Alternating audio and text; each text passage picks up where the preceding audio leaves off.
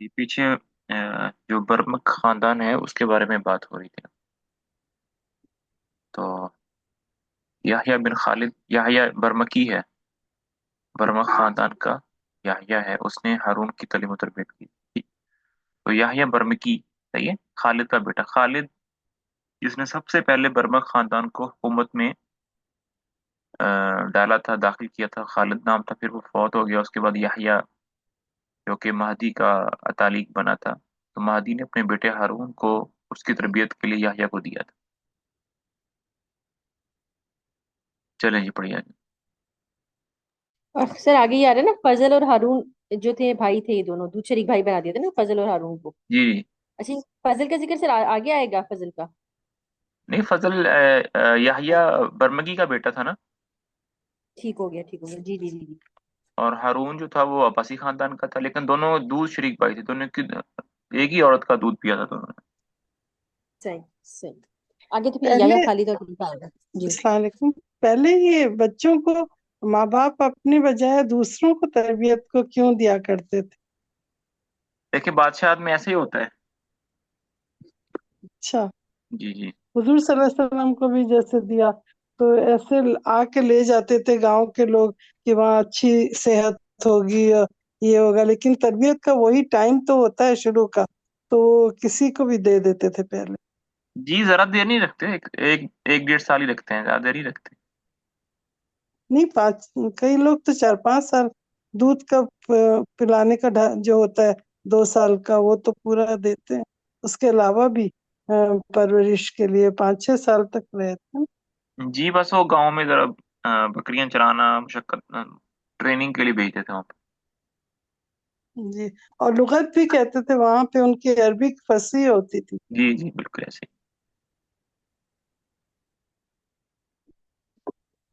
جی، یحییٰ بن خالد نے ہارون کی تعلیم و تربیت کی تھی. یہاں سے پڑھی. ٹھیک. بسم اللہ الرحمن الرحیم. یحییٰ بن خالد نے ہارون کی تعلیم و تربیت کی تھی. اس نے ہارون پر یہاں تک اپنا اثر قائم کر لیا تھا کہ ہارون تخت خلافت پر متمکن ہونے کے بعد بھی یحییٰ کو پدر بزرگوار ہی کہہ کر مخاطب کرتا تھا اور اس کے سامنے بے تکلفانہ گفتگو کرتا ہوا شرماتا تھا. خلیفہ ہادی کا عہد خلافت کسی طرح بھی خاندان برمک کے منصوبوں کے موافق نہ تھا اور ہادی پر یحییٰ کا کوئی اثر بھی نہ تھا. اگر تھا تو صرف اس قدر کہ وہ متوسلین میں سے تھا. متوسلین کی معنی کیا ہے؟ متوسلین توسل سے ہے نا، توسل سے ہے کہ مطلب کوئی واسطہ بن جانا، کوئی مطلب کوئی بڑا عہدہ نہیں تھا دربار کے، بس چھوٹے موٹے جو ہوتے ہیں وہاں سے. صحیح. مطلب وہ جو پیغام پہنچاتے ہیں نا آگے پیچھے، بس وہی. اچھا، ٹھیک ٹھیک. صحیح. کہ وہ متوسلین میں سے تھا، لیکن یحییٰ نے وہ تدابیر اختیار کی کہ ہادی کی حقیقت ماں خزران اپنے بیٹے ہادی کی دشمن بن کر اس کی جان کی خواہاں بن گئی، اور یحییٰ اور خزران نے مل کر جلد ہی اس کا کام تمام کر دیا اور سال بھر سے زیادہ اس کو حکومت کا موقع نہ مل سکا. ہارون کی تخت نشینی کے لیے یحییٰ کا کوشش کرنا ظاہر ہے کہ خود اپنی ذات کے لیے کوشش کرنا تھا. ہارون نے خلیفہ ہوتے ہی، جیسا کہ توقع تھی، کہ یحییٰ بن خالد کو وزیر اعظم اور مدار المہام میں خلافت بنا دیا. کیا ہوا سر؟ مدار یہ المہام. جی. یہ جو مہام ہے، یہ جمع کا لفظ ہے، اور اس کی جو واحد ہے وہ مہم ہے. مہم کہتے ہیں وہ کام جو امپورٹنٹ ہوتے ہیں. اچھا. اور مدار جس کے ارد گرد لوگ گھومتے ہیں، مطلب سارے کے سارے جو امپورٹنٹ ہوتے تھے، منصب تھے، وہ سارے اس کو دے دیے. اچھا، اہم ہوتے. صحیح صحیح. ٹھیک ہو گیا. یحییٰ ایسا بیوقوف نہ تھا کہ ہارون کی ماں خزران کو ناراض رکھتا. اس نے ہر ایک کام خزران کے مشورے سے کرنا شروع کر دیا، یعنی اپنی ہر ایک تجویز کے لیے پہلے خزران سے مشورہ لے لیتا تھا. چند روز کے بعد خزران فوت ہو گئیں اور یحییٰ کو اس تکلف کی بھی ضرورت باقی نہ رہی. یحییٰ نے امور خلافت اور مہمات سلطنت میں اس انہماک، دل سوزی اور خوبی سے کام کیا کہ ہارون الرشید نے دل میں یحییٰ کی عزت اور محبت بڑھتی چلی گئی.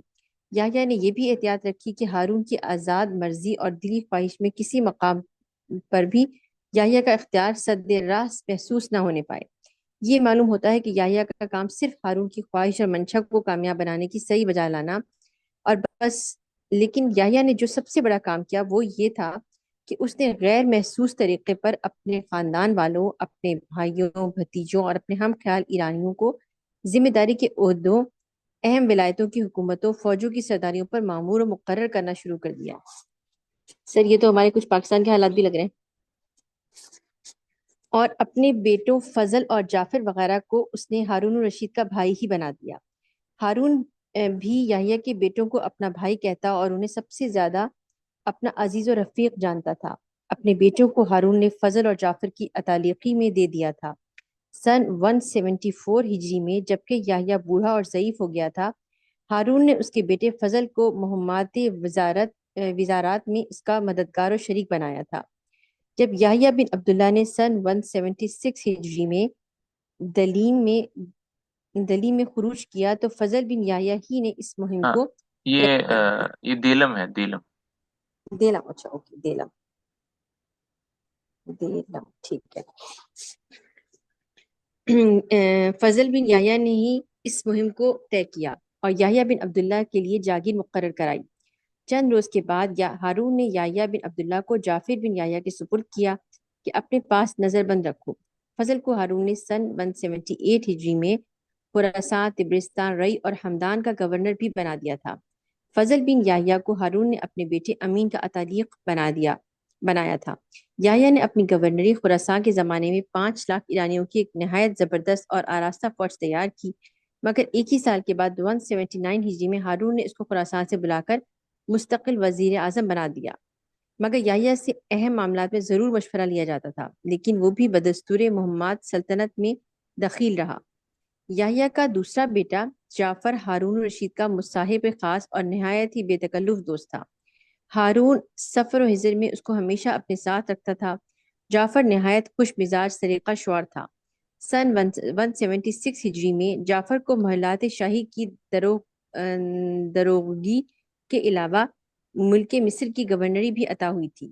جعفر نے اپنی طرف سے مصر کی حکومت پر عمران بن مہران کو روانہ کر دیا تھا اور خود ہارون کی خدمت میں رہتا تھا۔ سن 180 ہجری میں دمشق اور شام میں فسادات پیدا ہوئے تو جعفر ہی نے جا کر ان کو فروغ کیا۔ پھر ہارون نے جعفر کو خراسان کی گورنری عطا کی، مگر 1 مہینہ بھی گزرنے نہ پایا تھا کہ خاص بغداد کی حکومت تو کوتوالی اس کے سپرد کی۔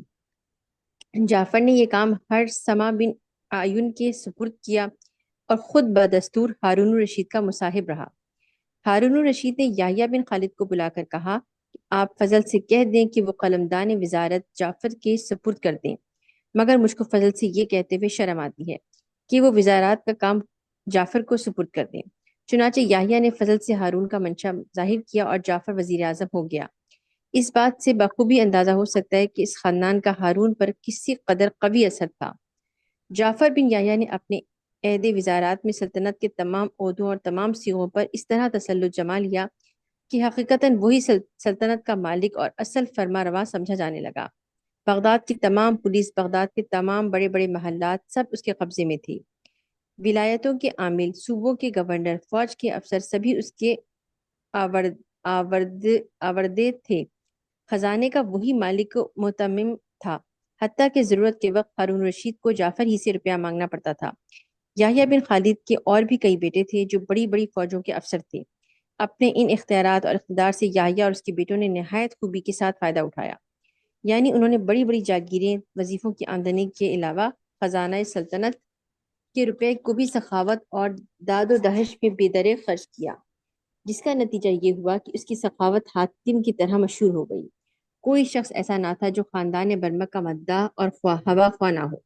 انہوں نے خوب روپیہ حاصل کیا اور اس کو بے درے خرچ کیا، اپنی قبولیت و ناموری خریدی، یہاں تک کہ صرف خراسان و عراق میں ہی نہیں بلکہ شام، مصر، عرب، یمن اور دور دور کے ملکوں میں لوگ ان کی مداح سرائی کرتے اور ان کی سخاوت اور بدلے مال کی تعریف میں قصائد لکھتے تھے۔ خاندان برمک کی عزت، قبولیت، اختیار، اقتدار، قوت و طاقت، مال و دولت اور معراج کمال کو پہنچ چکی تھی، بجز اس کے کہ وہ تخت خلافت پر نہیں بیٹھے تھے۔ اور تمام چیزیں ان کو حاصل تھیں۔ وہ ان کے باوجود ہارون رشید کے منشا کے خلاف کوئی حرکت نہیں کرتے تھے۔ اسی لیے ہارون رشید کے کسی ہوا خواہ کو یہ موقع ہی نہ حاصل تھا کہ ان کے اس اقتدار و عظمت کو شک و شبے کی نگاہ سے دیکھے۔ لیکن اگر اس اقتدار و قوت اور اس اختیار و تسلط کی طے میں کوئی بدنیتی یا بغاوت پوشیدہ ہو تو پھر ہارون رشید کے لیے ان سے بڑھ کر کوئی دوسرا دشمن نہیں ہو سکتا تھا۔ سن 187 ہجری میں کی ابتدا میں یکایک دیکھا گیا کہ ہارون رشید نے خاندان برمک کے ساتھ وہ برتاؤ کیا جو دشمنوں سے کیا جاتا ہے۔ بس ہم اس وقت یہ دیکھنا اور تحقیق کرنا چاہتے ہیں کہ آیا برمکہ نے حقیقتاً ہارون رشید کی سلطنت کے خلاف کوئی منصوبہ اور سازش تیار کر رکھی تھی یا نہیں، اور ہارون ان کے اس مخالف منصوبے سے واقف ہو گیا تھا یا نہیں۔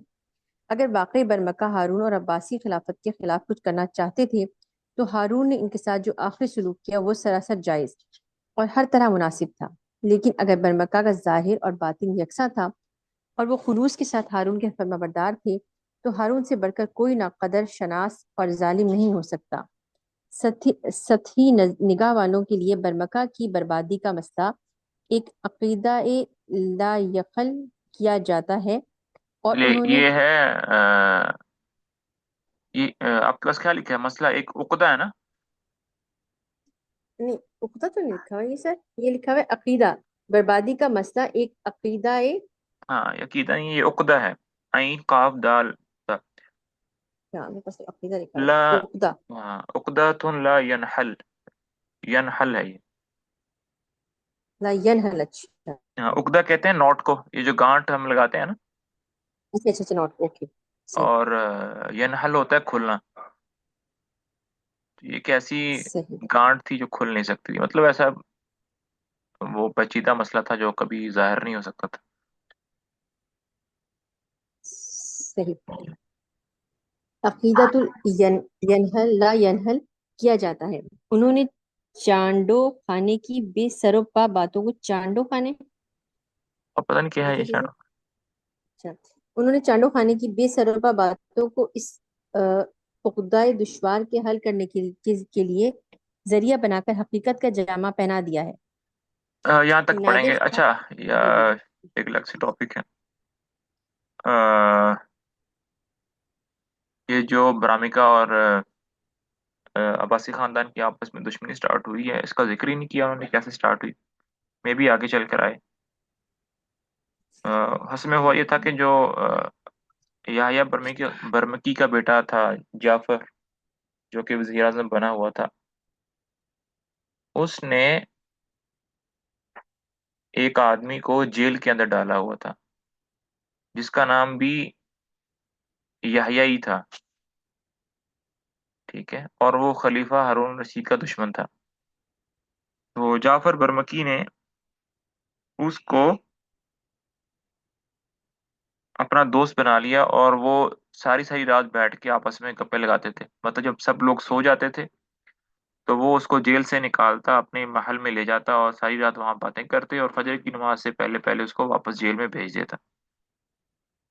یہ چیز اس کی نوٹ ہو گئی، جس کی وجہ سے جو ہے نا ہارون رشید جعفر برمکی کو شک کی نظر سے دیکھنے لگا۔